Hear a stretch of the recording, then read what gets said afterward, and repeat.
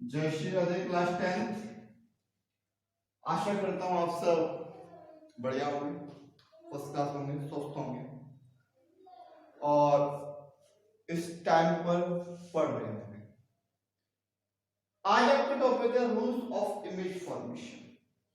हम ये पढ़ेंगे कॉन्वेक्स एंड कॉनकेव मिरर में किस तरह से रूल्स हम इन्वर्ट करते हैं, किस तरह से इमेज फॉर्मेशन करते हैं और इमेज फॉर्मेशन करने के रूल्स क्या है।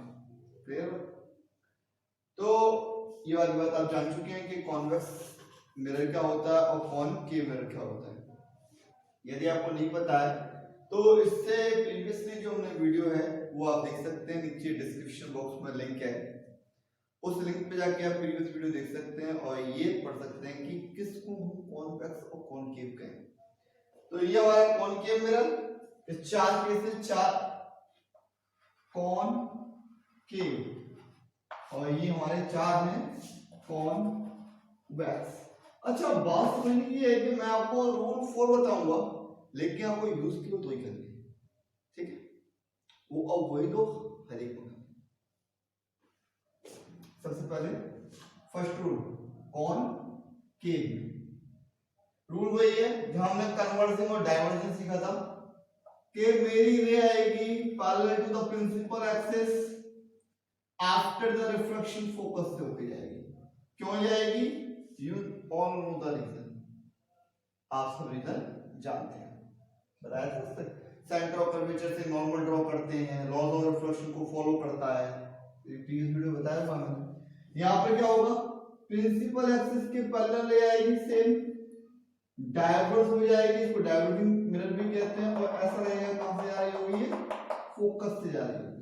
हमने यहाँ पे एक चीज बताई है, जब भी हमारी प्रिंसिपल एक्सिस के पैरेलल ले आती है आफ्टर द रिफ्लेक्शन या तो फोकस के पास होती है, फोकस से पास होती हुई अपीयर होती है। बात क्लियर? सेकंड देखें, सेकंड में हमने क्या देखा, यदि कोई रे फोकस से होके जाती है तो कहां से आएगी? कुछ नहीं, चेक करने का मतलब वही है, इसको इंसिडेंट रे मान लेंगे। सी से हम क्या ड्रॉ करेंगे, नॉर्मल ड्रॉ करेंगे। पता है सर सारा आपको, इससे पहले हम आपको बता चुके हैं वीडियो में। ये फोकस है, एक नॉर्मल ड्रॉ करेंगे, ये क्या बनेगा, angle of I, angle of incident. Angle of reflection कहां बनना चाहिए, इस तरफ, ये बनेगा एंगल ऑफ रिफ्लेक्शन आर, तो लाइट इससे होके जाएगी मेरी, तो हम क्या देखते हैं, क्या हो जाएगी, प्रिंसिपल एक्सिस के पैरेलल। कॉन्वेक्स में देखिए फोकस पर आ रही होगी लेकिन बीच में कौन आ गया, मिरर आ गया, और यहां यदि हम सी से क्या ड्रॉ करें, नॉर्मल ड्रॉ करें, नॉर्मल वजह सी से क्यों ड्रॉ होता है, मैं बताया था, इस रेडियस के टेंजेंट जो होती है परपेंडिकुलर होती है, नॉर्मल क्या होता है, always perpendicular to the surface. तो यहां बना मेरा एंगल ऑफ इंसिडेंट आई, ठीक है, एंगल ऑफ रिफ्लेक्शन का बनेगा, यहां बनेगा, और ये मेरी सीधी इस तरह से चली जाएगी। अच्छा, एक चीज, जब भी हम किसी लाइन का अपीयरेंस बनाते हैं ना, वो हमेशा रिफ्लेक्टेड रे होती है, तो इस चीज का अपीयरेंस हम यहां बना सकते हैं, केवल अपीयरेंस है, जाली नहीं है, लग रहा है जाएगी, तो यहां पे हमने किस रे का बनाया, रिफ्लेक्टेड रे का। क्लियर है? तीसरा रूल, सेंटर ऑफ कर्वेचर से जाने वाली रेखा, रेखा कहां से जाएगी, ये वाला कौन सा केस समझ में आ रहा है? एक आपने मैंने किस बताया था ना कि हमारा एक मिरर लिया हमने, इंसिडेंट रे ले ली वाली, इंसिडेंट रे नॉर्मल ले ली मैंने, तो इसका मतलब एंगल ऑफ इंसिडेंट कितना होगा इस केस में, 0, तो एंगल ऑफ रिफ्लेक्शन भी क्या होगा, 0, तो रिटर्न बैक कहां से होगी, यहीं से, और नॉर्मल हमारा कहां से बनता है, सी से जाएगी, तो रिटर्न बैक कहां से होगी, सी पर, सेम यहां पे आएगा, सी पर आ रही थी, तो रिटर्न बैक भी यहीं से। फोर्थ रूल क्या कहता है, फोर्थ रूल कहता है यदि रे मेरी पोल पर आती है तो ये बनता है एंगल ऑफ इंसिडेंट, और यहीं से रिटर्न बैक क्या हो जाती है, रिफ्लेक्ट हो जाती है, ये बनता है एंगल ऑफ आर। क्लियर है बात, समझ में? तो यहां से हम ड्रॉ करेंगे नॉर्मल, इसी तरह सेम यहां पे होता है, यहां से आने वाली रे लॉज ऑफ रिफ्लेक्शन को फॉलो करती हुई रिटर्न बैक हो जाती है।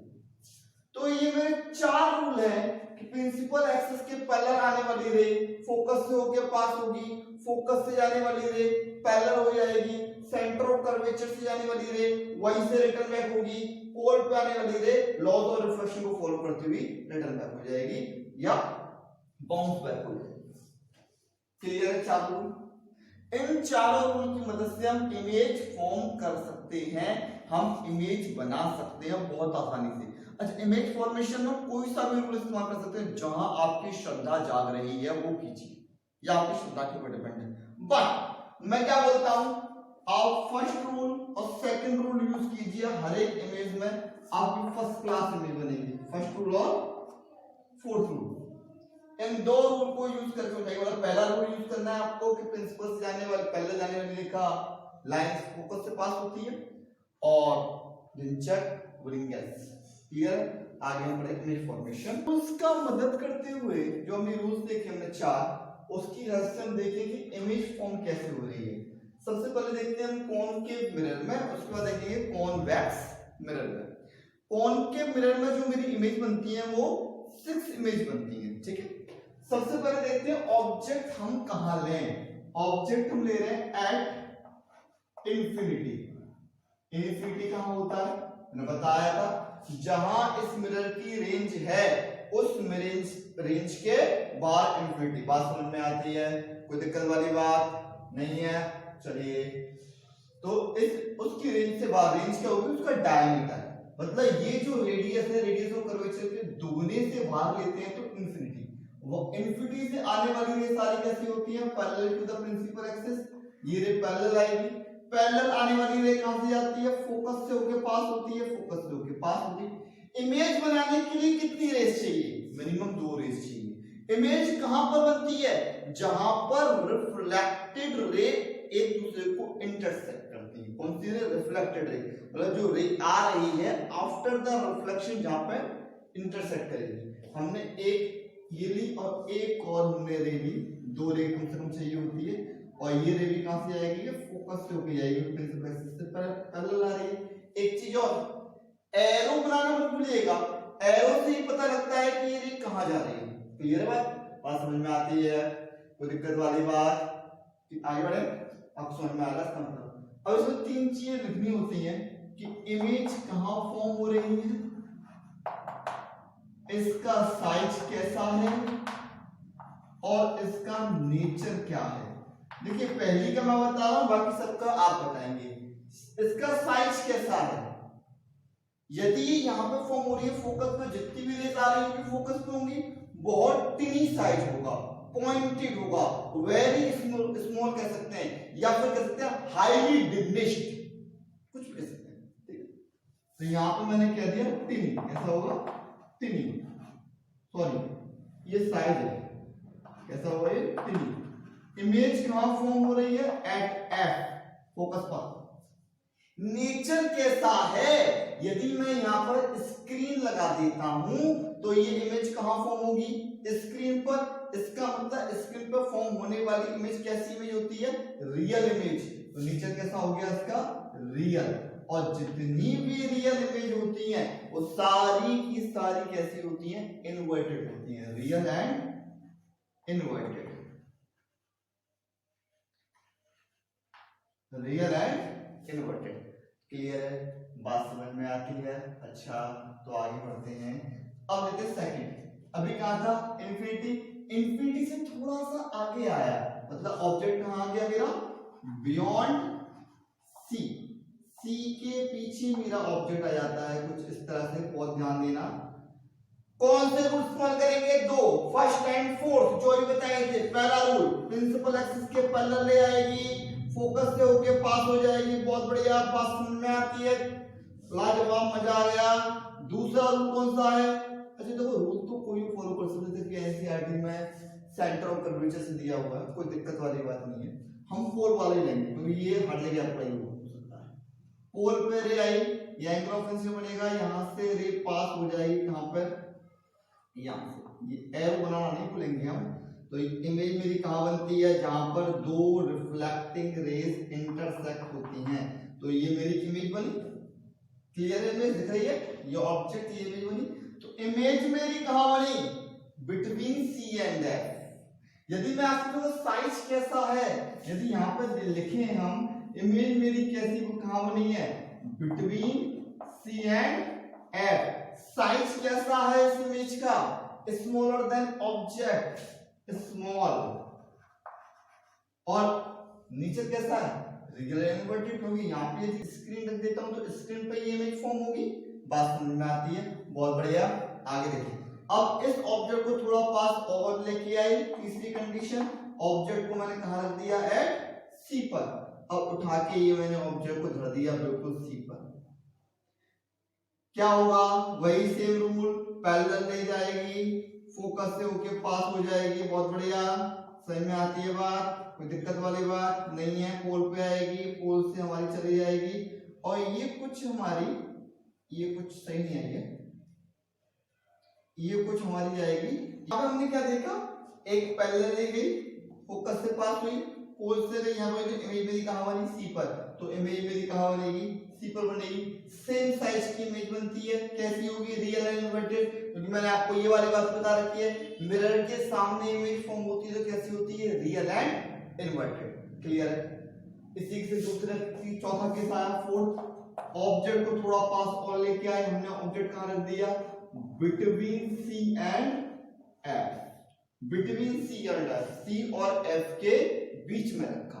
यदि सी और एफ के बीच में रखा है तो हम देख रहे हैं क्या हो रहा है। ये पहली पैरेलल गई, एरो बना लीजिए, पैरेलल गई, लौट के कहां से आई? फोकस से। ठीक है, इसके साथ साथ पोल से होके गई, यहां से पास भी थोड़ा टेढ़ा बन गया। आप इसके से बिल्कुल एग्जैक्ट नहीं आइएगा। तो मेरी इमेज कहां बनी? बियॉन्ड सी। मिरर के सामने है तो रियल एंड इन्वर्टेड। साइज कैसा है? Larger than object. समझ में आती है? अगला फिफ्थ हमने कहा रखा एट एफ पर। एक चीज नोटिस कीजिए कि इससे क्वेश्चन में जाता है कि पहले ऑब्जेक्ट कहां था? इंफिनिटी से। हम धीरे धीरे ऑब्जेक्ट को शिफ्ट कर रहे हैं मिरर की तरफ। तो पूछा जाता है इमेज पर क्या प्रभाव पड़ रहा है। जैसे जैसे ऑब्जेक्ट पास आ रहा है, इमेज का साइज बड़ा होता जा रहा है। टिनी थोड़ा बड़ा हुआ, सेम साइज का और बड़ा हुआ। यहाँ पे देखिए क्या हो रहा है, ये रिटर्न बैक, ये पैरेलल नजर आती है। मतलब हम मान लेते हैं ये कहीं तो इमेज बनेगी, कहां बनेगी? इंफिनिटी पर। और इंफिनिटी पर इमेज बनेगी तो कैसे बनेगी? हाईली एनलार्ज, बहुत ज्यादा बड़ी बनेगी। तो अचानक कंटिन्यूअसली जैसे जैसे ऑब्जेक्ट मिरर के पास आ रहा है, इमेज पे क्या प्रभाव पड़ रहा है? इमेज बड़ी हो रही है। बट एक केस और आता है एफ और पी के बीच में। ये हमारा fifth case, object between F and P. ये इंफिनिटी पे बन रही है हमारी, ठीक है, एफ एंड पी के बीच में। तो ऑब्जेक्ट मैंने रखा है यहां पर ई, ठीक है। बात समझ में आती है? हाँ, आपको समझ में आ रहा है, बहुत बढ़िया। ये कहां से जाएगी? फोकस से होकर चली जाएगी, फोकस से होकर चली गई, अगली पोल पे आएगी और मेरी इस तरह से जाएगी। यहां पर एक चीज नोटिस करने वाली है कि रिफ्लेक्टेड रे के बीच का जो गैप है कंटिन्यूअसली इंक्रीज हो रहा है। इसका मतलब यहां तो कहीं ये बनने वाली नहीं है। तो इमेज कहां बन सकती है? इमेज हमारी मे बी अपीयर हो सकती है मिरर के पीछे। तो मैंने इंसिडेंट रे और रिफ्लेक्टेड रे को पीछे बढ़ाया तो मैंने क्या देखा कि यहां पर ये एक दूसरे को काटती हुई नजर आ रही हैं। इमेज मेरी कहां बनी? Behind the mirror. कैसी बनी? एनलार्ज या लार्जर देन ऑब्जेक्ट। नेचर कैसा है? अभी तक सारी इमेज मेरी मिरर के सामने बन रही थी, जहां हम इजीली स्क्रीन लगा सकते हैं। ये इमेज कहां बनी है? मिरर के पीछे। मिरर के पीछे कैसे स्क्रीन लगाओगे? पॉसिबल नहीं है। तो ये इमेज कैसी होती है? वर्चुअल। और वर्चुअल इमेज कैसी होती है? इरेक्ट, सीधी।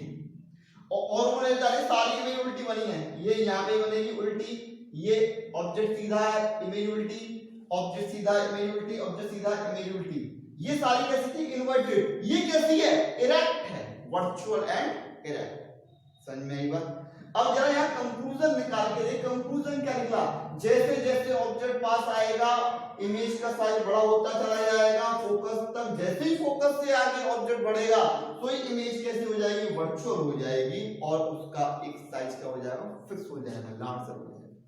अच्छा, इसको एक टेबल फॉर्म में आपकी बुक में दिया हुआ है, टेबल को जरूर याद करके रखिएगा टिप्स पर कि कहाँ ऑब्जेक्ट होता है, इमेज कहाँ बनती है और उसका नेचर, साइज और इमेज पॉइंट कहाँ होता है। इसके साथ एक चीज यहाँ पे और है कि ये वाली इमेज और ये वाली इमेज बहुत पूछी जाती है, अक्सर पूछी जाती है, ठीक है। तो ये 6 इमेज थी कहाँ पर, कॉनकेव में, इसलिए 2 इमेज बनती है मेरी कॉन्वेक्स मिरर, कॉन्वेक्स मिरर।